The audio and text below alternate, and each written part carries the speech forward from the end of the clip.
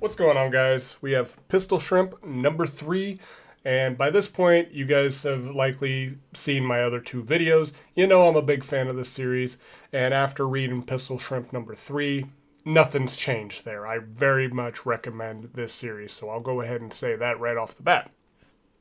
So just to kind of recap for those who maybe haven't seen any of my other reviews yet, in our last issue, we were introduced to this guy here named Dennis. Now, Dennis was kind of a low tier mob guy. All he was really doing is like fetching drinks and busting tables, all that kind of stuff, very low end kind of stuff. And he wanted to rise up the ranks and be somebody. And one of the things that he thought might get him somewhere is by taking out Pistol. This all formulated while they were attending a funeral for Big Man Rocco, the leader of this mob, his baby brother, and he saw like what looked to be orders given out to kill the shrimp. And so he's like, well, if I can do that, Big Man's going to notice me and I'll rise through the ranks and actually be somebody.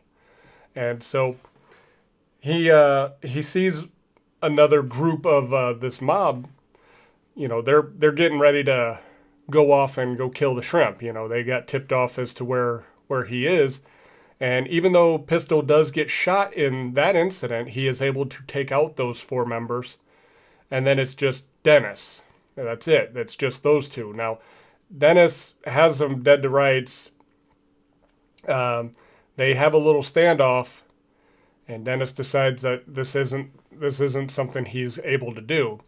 And after a short while in the belly of a whale, or at least the mouth of a whale, they decide to make peace with one another and actually kind of friendly towards the end, and which Pistol gives Dennis like a picture of he and his wife before departing against Dennis's better judgment. He's like, hey, before you take off, maybe you ought to get looked at. And Pistol's like, nah, I'm good. There's nothing back there for me but bad news. So I'm just going to continue on. For which Pistol then passes out from all the blood loss. And that is where our story ended. So we're going to get going on Pistol Shrimp number 3 here. And like with the others, we have a thank you to all the backers, and that's always cool to see. So I just wanted to point that out.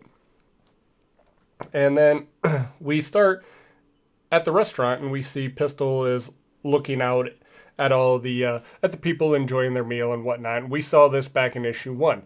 So at first I thought this was a flashback scene, but then we see Pistol, who's actually in his like cowboy getup, and then his wife Caroline with child. Now when these two got separated, she was just pregnant with them. With their child.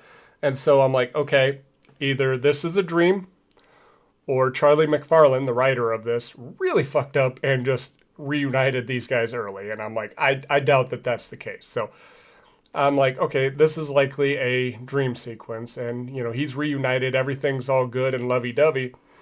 But then this dream takes a turn.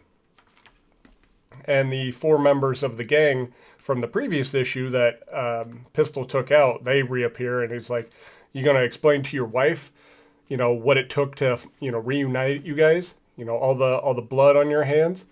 And Pistol's like, well, you guys shot first, that's, we saw that. He got shot by these guys and just retaliated. He's like, that doesn't make me a bad guy. And we're going to take note of the tank back here. It's starting to crack as another figure appears. And he's like, well, we didn't shoot you first, and yet you still killed us all. And he's like, well, you guys were also kidnapping somebody and meant to do, harm to them, so I had to intervene. And then a third figure, which is just a leg, appears and is like, well, you just left me at the bottom of an anchor while you yanked the rest of me off somewhere else. For which Pistol tries to explain as more of the tank starts to crack. He's like, that was just an accident, but then something starts happening to him, and he starts transforming. We see a dorsal fin start to appear, sharp teeth, as these are like, you think yourself a hero, but you're no better than the rest of us. and that's the truth. And Pistol, as the rest of the tank starts cracking, turns into a shark himself, and he sees himself as more of a villain before he is woken up from that nightmare. And this is where we get our title, Chapter 3, Guardian Angels. And we have Louis Morocco as our artist, who has been doing a fantastic job. And, of course, Charlie McFarlane as our writer. And I very much like what he's got going on here. So we are then introduced to Bethany.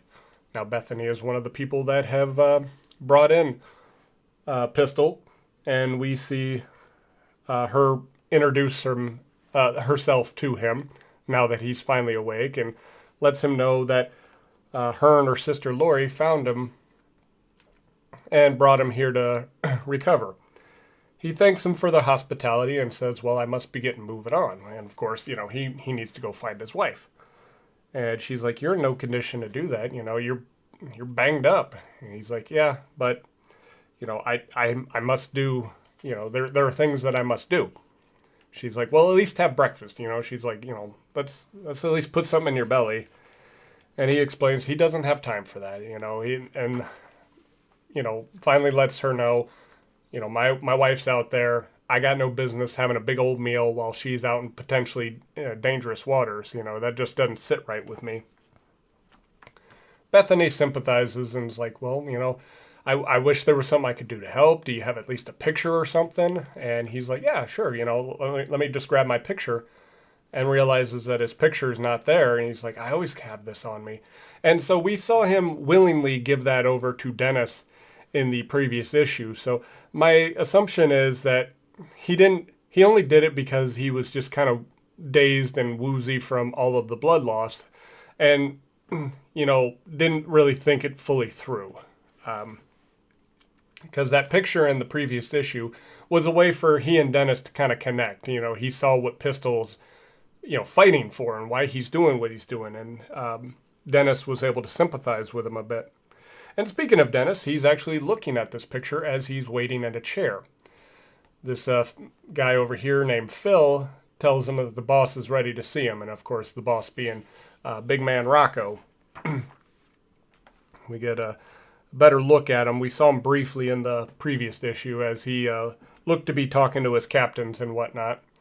And now Rocco is not exactly thrilled with Dennis. Dennis is the only one who survived the so-called encounter with Pistol. He's not 100% certain that actually took place. He's like, how is it everybody's dead? There's no Pistol, no sign of him, and yet you're the only one there. So he's kind of like letting it on, like, I think you're the one responsible for the reason why I got 4 dead guys. And they get briefly interrupted. This little waiter or, somebody comes in and gives Rocco his drink, and he pisses off Rocco by telling him that the little decorative umbrellas are not available. And so Rocco flips his shit and throws him out the window. Now, typically, I have issues with villainous characters doing such things. However, this doesn't appear to be like one of Rocco's captains or anything like that. It just seems to be kind of a regular civilian. And you see that a lot with like more mob things where they use intimidation and don't really care about those not part of their gang. So I'm okay with this. He's a bad guy. He's doing bad shit. And it's not really what looks to be anybody that's following him, like under his leadership. So I'm okay with that. At first, that did rub me the wrong way, but then just kind of thinking it through, I'm like, okay, if that was like one of his guys, yeah, that would be an issue. But him just intimidating some like civilians, A-okay. He's a bad guy. That's what they do. A-okay with that. So also this little bit here, because he after getting done throwing the dude through the window, he then turns back to Dennis and is like, okay, continue. And it kind of reminded me a little bit of like Pulp Fiction, where Vincent and Jules were talking with Brad, and then out of nowhere, Jules just like turns and shoots Brad's friend. And was like, oh, I'm sorry. Did I break your concentration?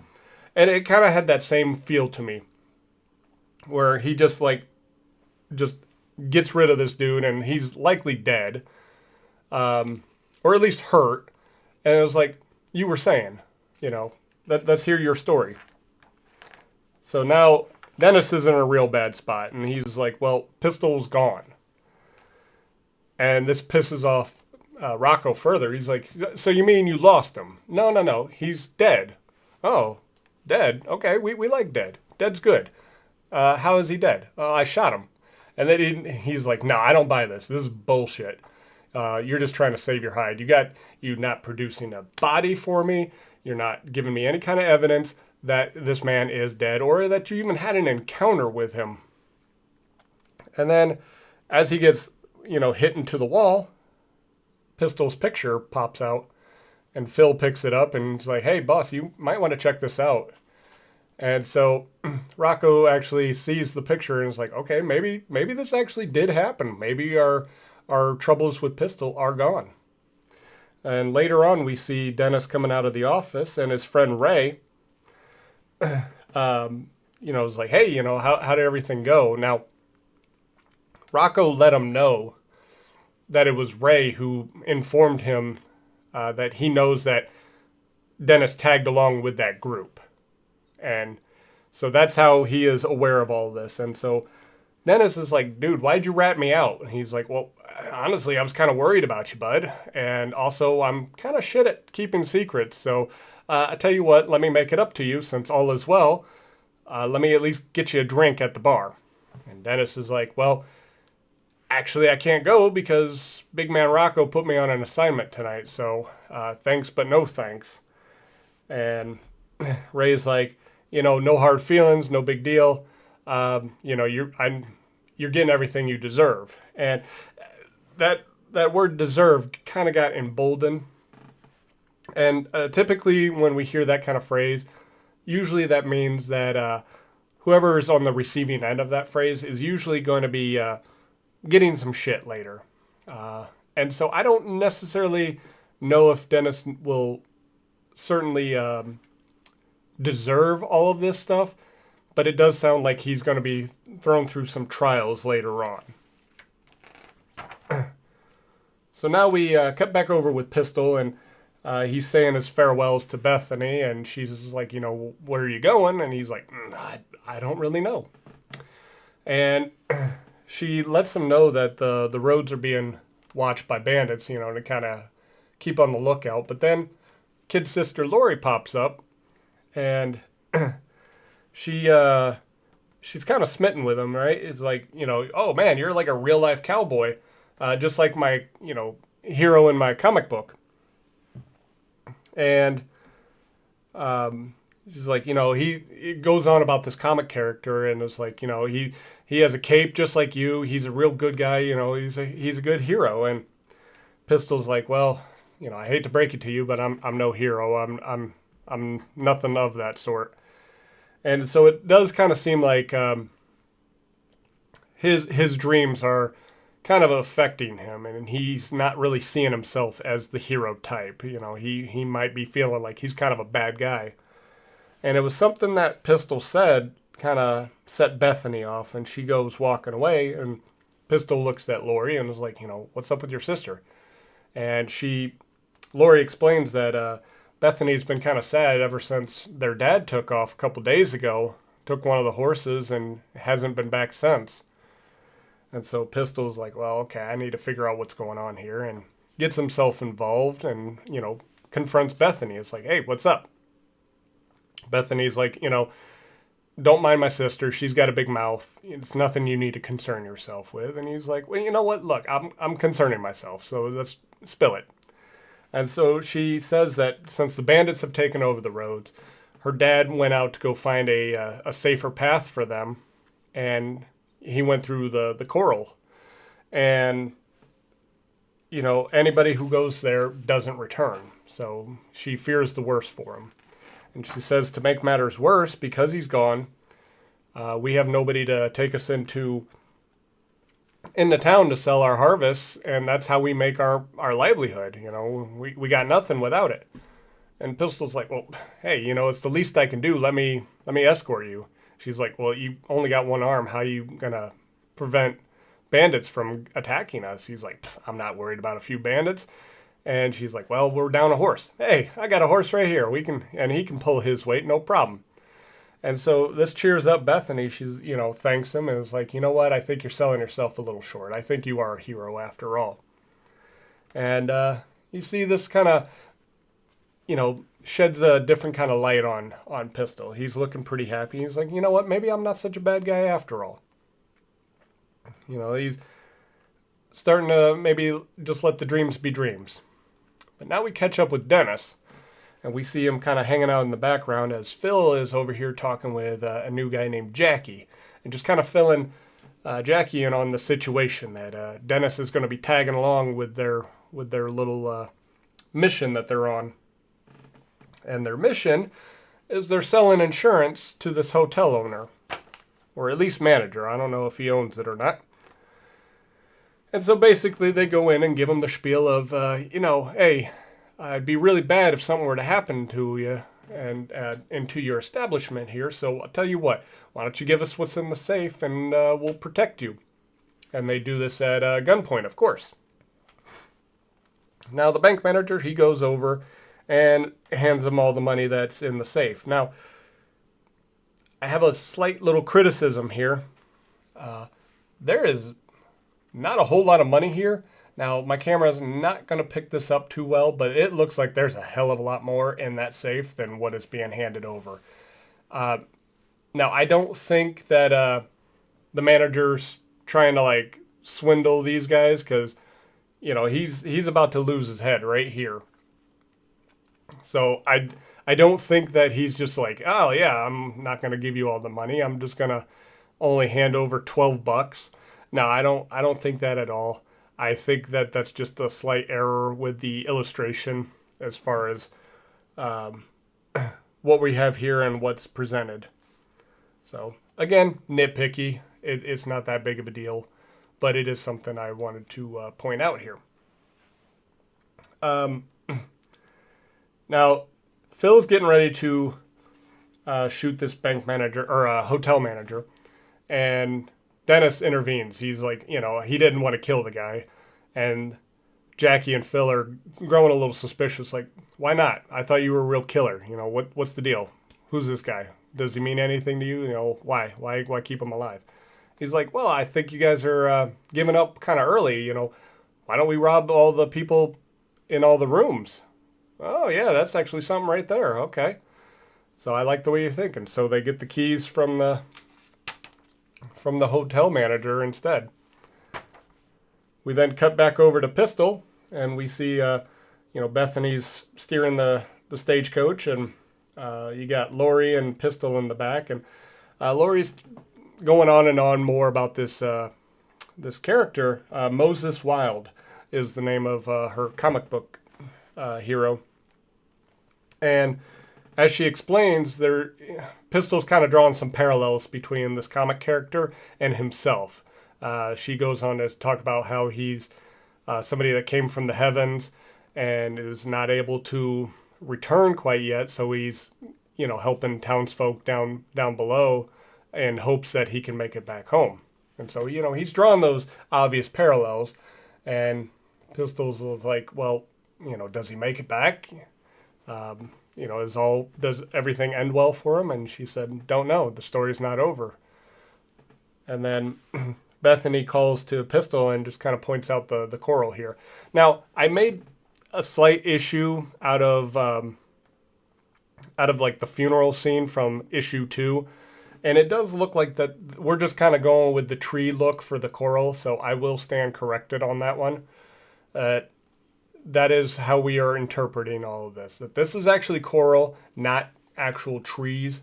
So I will take back what I said in issue 2. Though I called it a nitpick, it wasn't that big of a deal. That is what we are going with as far as interpretation. So that is holding consistent at least. So I will roll with that. So Bethany also then notices that bandits are now starting to track them and Pistol just instructs her, says, keep your hands tight on the reins and don't slow down. He then tells Lori, is like, under no circumstances are you to come out of this tent area, and you need to stay low. However, I do need something from you as well. I only got one good working arm, and it needs to be focused on shooting, so you're my reloader. And Lori looks absolutely delighted to do this. Now, I wish we would have explained how Pistol got all of this ammo. Now, I can just safely assume that before they took off, he got loaded up. But it would have been nice to have seen that because we saw at in issue 2 that they had to use all of that to blow up the whale. Spoilers for any who haven't read issue 2, but hey, you're reading a bunch of spoiler streams, dude. So it just would have been nice. Now, I can think it's a fair assumption that they, when getting ready to go on this little trip, that was one of the things that they took care of as well. But I don't know. Would have been nice to see, but it's not that big of a deal either. I'm sure that they had plenty of bullets, especially with the roads being dangerous, right? That would be something that they would want to have as ammo supply. So the bandits attack, and then Pistol, he's in a gunfight with them. We then cut back over to Dennis, and he's not looking so great about everything that's going down. But Phil and Jackie, man, they're like, man, Dennis, you're a brainy guy. This was a great plan, as they have lots of jewels and money and everything. And it's like, okay, well, let's go ahead and take care of the manager, and we'll be on our way. And so once again, Dennis is not a fan of the idea of killing this guy. So he starts to try to find a way to get them from having to kill this guy. And nothing seems to be sticking until Dennis hands the manager a golden bracelet. And he's like, see, now he's just as much of a guilty person as the rest of us. So why would he go running off to the sheriff when he's going to get locked up as well? And not only that, but by keeping him alive, that means we can return when he's got a bunch of new guests staying here, and we can just do it all over again.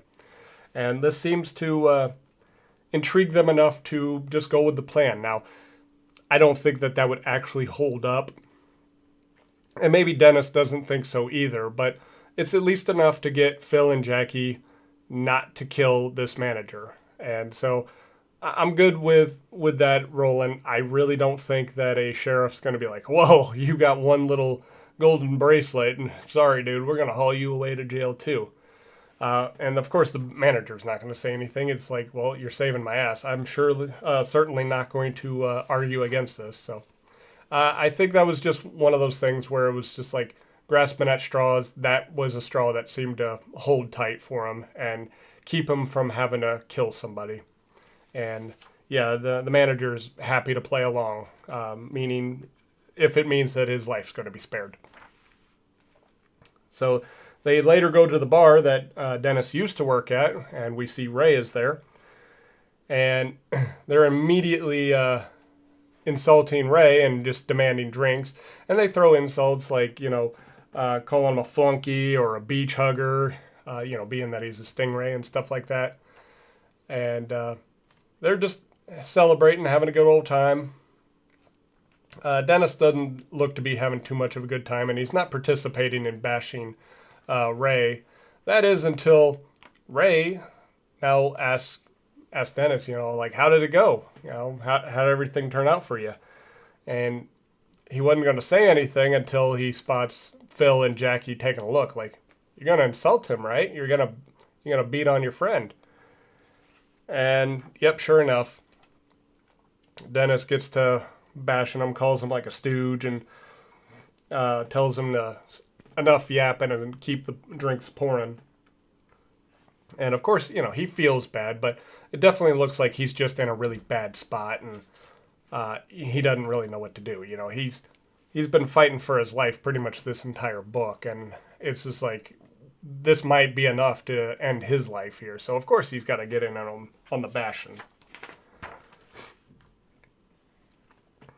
we then catch back up with Pistol and company here, and Bethany's trying like hell to outrun all the bandits. The horses are catching up to them, and then there's a big old gunfight between the bandits and Pistol, and Lori's still loading, and she actually looks like she's having a great time doing this. Like, she's been really excited about the whole cowboy thing. So I buy that she would actually be kind of happy about this, so long as her life's not in immediate danger at this time. And seems to have a lot of trust for Pistol to do his job. The bandits decide that they're going to go ahead and do a flank. One of them comes over and comes up on the side of Bethany and shoots. Doesn't shoot Bethany, but does shoot the horse. Now, why? I can understand that the horse might be an easier target, but you got Bethany right there too. So you take out Bethany, everything's over. But whatever, the horse is a bigger target, maybe easier to hit on horseback. So we'll roll with that for now. But yeah, loss of one of the horses is bad news because, half the horses, you're definitely going to be slowing down. So they're fighting, and Pistol's like, okay, we got no choice. We're gonna have to go into the corral. And Bethany's like, you're crazy. We're gonna die if we go there. He's like, well, we can take our chances there, or we are sure to die right here, right now. And so, frustrated and reluctant, Bethany goes ahead and steers into the corral. And that is where chapter 3 ends. And yeah, this has been a fantastic book as well. Very, very pleased with it. No real major issues that I'm having here. Everything is pretty explainable. Like, again, I made note of Pistol getting a bunch of bullets, but I think it's safe to assume they would have bullets on hand for him to reload, especially with all the bandits being a known thing. Why wouldn't the dad keep bullets around? Especially when part of what he does is escort them to keep them safe. So you would have a way to protect yourself. So, Pistol, still holding it as a strong character, very likable, somebody you want to root for and follow. But Dennis was kind of the show stealer for me on this one. I like Dennis because what we saw him in the second one, he was going to go make a name for himself and then decided that maybe that's not the life for him. But unfortunately, what we were seeing is he's kind of being pressed into that life, even though he now no longer wants it. So he's getting what he initially wanted, but now he's over. And he's basically just afraid for his life the whole time through and is finding ways to not be like a murderous killer. He's finding some solutions here. But yeah, Pistol still being alive is going to be an issue at some point for him. And I'm kind of interested to see how things are going to go with him on that one. But yeah, I think he's got a kind heart. He just doesn't always think everything through. But he's able to at least save his hide. And I feel bad for him on what he had to do with his friend Ray there. He felt bad, but he has no choice. So he probably just ruined a relationship by bashing his friend. Although Ray does seem like a pretty understanding guy. He might understand what Dennis was going through should Dennis ever get an opportunity to explain that to Ray. But we'll see what happens. I can't really say a whole lot about Lori and Bethany. They're likable enough characters. I like both of them. But we don't know too much about them. We know that their dad is lost. They need to try and gather money. And that they were kind enough to rescue and bring in Pistol, though they have no idea anything about him when they took him in. But they nursed him back to health. So, likable enough characters, but I just don't have a whole lot to really say about them beyond that. So, I would give this 9 to 10 out of 10. Like, there's really nothing major that stood out to me. So, I would easily recommend this to anybody who would be interested in this. This is a no-brainer, especially for any who would want to check out like a Western and things like that, or just have a fun little adventure series. It doesn't have to necessarily be a Western that you're looking for. There's plenty of just adventure to have, and so that's a good one. This is definitely an upper tier series for me, and it's hard for me to kind of place where I would put it because all that I have in that upper tier mostly are different genres entirely. There's the heroes, there's a little bit of horror, and then something like this where it's like a western. So hard for me to judge where I would place it, but this is easily one I'll pick back up and read it again, just for my own enjoyment. So definite recommend. And if this sounds like something you want to check out, check the link in the description where you can get a copy for yourself, or at least who to follow for any second chance campaigns that may arise. But that is all I have for today, guys. So until next time, take care and God bless.